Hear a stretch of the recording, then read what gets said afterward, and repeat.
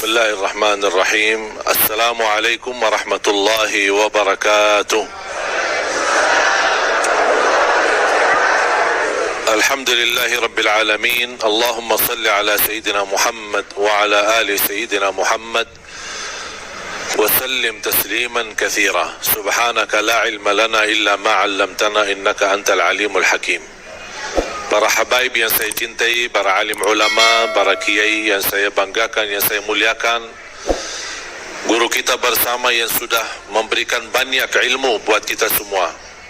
Memang luar biasa beratnya dan susahnya untuk menjaga lisan. Kita lebih merasa enak berbicara daripada memilih diam. Kita lebih menghabiskan waktu ngobrol daripada diisi dengan zikir.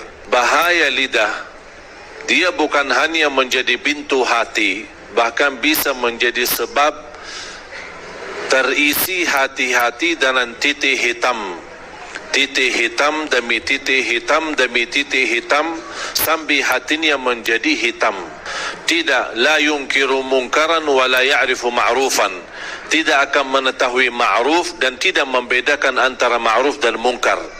Sangat bahaya lidah kita. Makanya Rasulullah sallallahu alaihi wasallam menggambarkan di hadis yang sahih, "Man kana yu'minu billahi wal yawmil akhir falyaqul khairan aw liyasmut." Ada dua pilihan. Kalau anda beriman kepada Allah dan hari akhirat, berkatalah yang baik atau diam. Berarti menurut saya, apalagi di masa sekarang, jauh lebih baik memilih diam daripada berbicara. Idza kana al-kalamu min fiddah fas-sukutu min dhahab. Kalau berbicaraan itu dinilai seperti nilai perak, tapi jauh lebih mahal berdiam karena nilainya seperti emas. Karena sangat membahayakan, bukan bisa menyakiti perasaan orang lain, bukan bisa membahayakan hati kita, bahkan bisa membawa kita masuk neraka. Rubba kalimatin yaquluha qail la yulqi laha balan min sakhatillah tahwi bihi fin nari 70 kharifa. Bisa saja seorang berbicara tapi dia tidak menilai dan memperhatikan perbicaraannya, mendapatkan kemurkaan Allah gara-gara perbicaraannya itu, dan masuk neraka 70 tahun. Satu kata bisa membawa kita masuk neraka. Bagaimana kalau kita dari pagi sampai malam suka menjelekkan orang, menghina orang, gosip orang, fitnah orang, apalagi orang yang dibicarakan itu adalah ulama. Hati-hati. Ulama adalah pewaris para nabi. Kalau ada ulama yang bersalah, kita punya sikap dan kewajiban menutupi kesalahannya. Kalau tidak bisa membela, paling tidak menutupi aibnya. Ini ulama, kalau sudah rusak nama baik mereka, na'udzubillah, jangan kita terlibat merusakkan nama-nama baik mereka. Mengapa kita berusaha menutupi aib orang lain? Supaya kita ditutupi aib kita oleh Allah subhanahu wa ta'ala. Man tatabba'a awrata akhihi tatabba'a Allahu awratah walau fi jawfi baitih. Barang siapa yang suka mengikuti aibnya orang, akan Allah membuka aibnya walaupun di dalam rumahnya sendiri. Jamaah sekalian yang dimuliakan Allah subhanahu wa ta'ala, banyak pesan-pesan Allah di suratul Hujurat. Saya nasihatkan anda semua, kalau nanti pulang, buka Al-Quran suratul Hujurat. Banyak nasihat-nasihat, moral-moral, akhlak-akhlak untuk mendidik kita, kalau kita bisa belajar dan kita praktik. Allah subhanahu wa ta'ala berfirman, A'udzu billahi minasyaitonir rajim. يا أيها الذين آمنوا إن جاءكم فاسق بنبأ فتبينوا أن تصيبوا قوما بجهالة فتصبحوا على ما فعلتم نادمين. Allah subhanahu wa ta'ala menajarkan kita untuk bertabayun ketika kita didatangin berita fitnah, berita yang tidak jelas sumbernya. Hati-hati. Sama dengan posisi lidah adalah posisi HP. Ketika kita menerima sebuah berita, dengan mudah kita sudah membaca, tidak tahu sumber berita apakah benar atau tidak, langsung kita copy, terus dipas dan dikirim. Itu yang saya sebut dosa jariah. Biasanya tahu apa?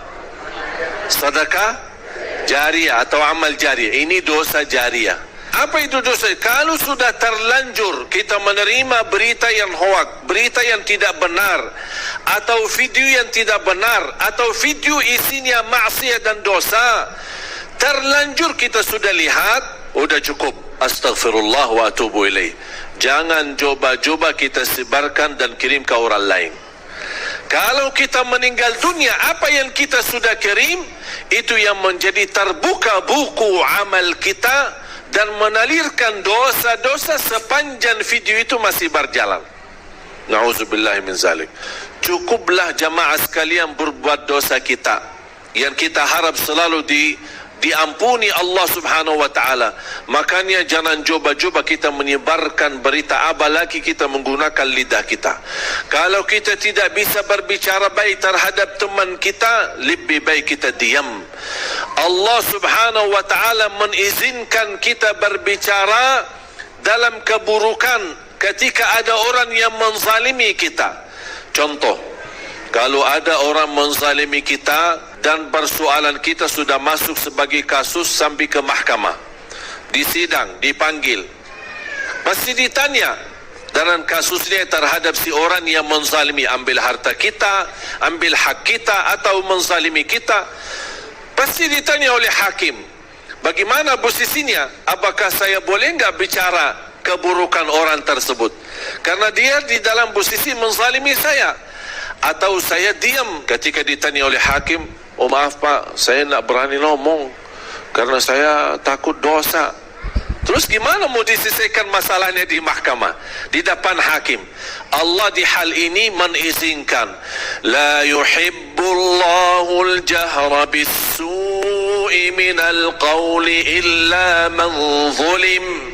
Allah tidak suka orang-orang yang berbicara buruk terhadap orang lain, kecuali orang-orang yang pernah dizalimi.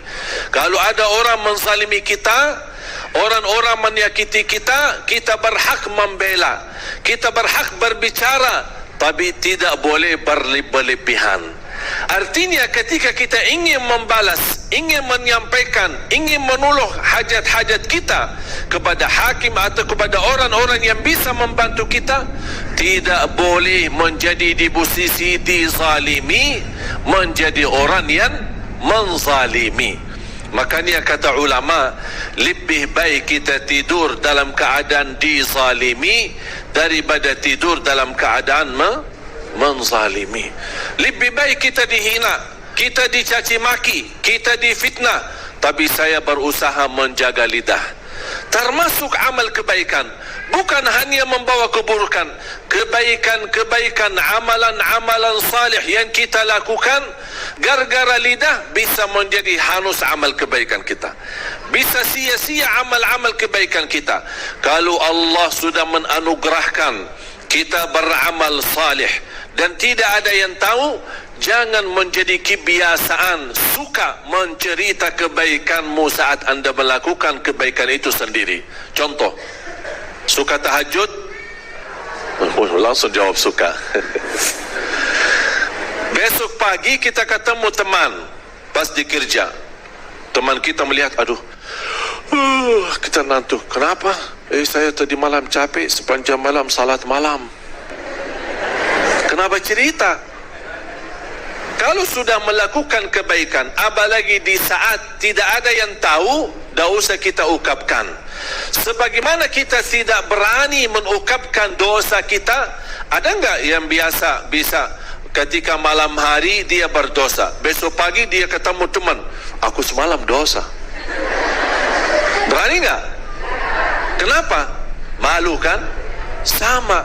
Kalau Allah sudah menanugerahkan kita bisa beramal salih sembunyi, jangan dibukakan. Tapi kalau ada orang tahu kebaikan kita, tapi bukan kita yang cerita, itu tidak masalah. Itu tidak mengganggu, tidak mengurangi pahala kita. Walaupun orang puji kebaikan kita, kita tidak pernah punya keimpian orang memuji kebaikan kita.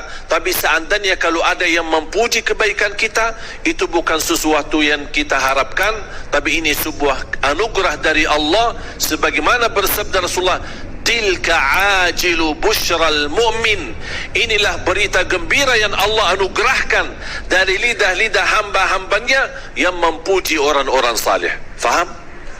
Jamaah sekalian dimuliakan Allah subhanahu wa ta'ala, Allah melarang kita untuk berbicara sebelum kita memfikirkan. Bahkan ini nasihat dan wasiat Rasulullah. Bahkan itu wasiat Sayyidina Ali bin Abi Talib radhiyallahu an, fakir fima taqul fa in kana khairan faqul wa illa faskut. Berfikirlah sebelum berbicara. Kalau itu baik, lanjutkan. Kalau tidak baik, lebih baik diam. Sebagaimana bahaya lidah, bisa satu keburukan yang kita ucapkan membawa kita masuk neraka 70 tahun. Tapi alhamdulillah sebaliknya, Allah memberikan dengan lidah yang ringan untuk bisa berzikir, amalan ibadah yang paling ringan, tapi di sisi Allah pahalanya paling besar. Amalan zikir hanya tugas lidah, gerakan lidah, tidak perlu wudu, tidak harus menghadapi kiblat, berdiri, duduk atau berbaring, dimanapun kita berada. Biarpun ibu-ibu lagi halangan, masih bisa gunakan lidahnya untuk berzikir kepada Allah. Amalan ringan, mudah dibaca, mudah diingat, mudah dihafal, mudah diucapkan, tapi pahalanya sangat besar. Contoh sederhana, subhanallah wa bihamdi, subhanallahil azim. Dua kalimat ringan di atas lisan, berat di atas timbangan, dicintai Allah, subhanallah wa bihamdi, subhanallahil azim. Makanya kita berusaha daripada isi yang buruk dan lidah kita selalu kesibukan untuk mengisi zikir supaya terhindar hati kita dari hal-hal yang membahayakan iman kita.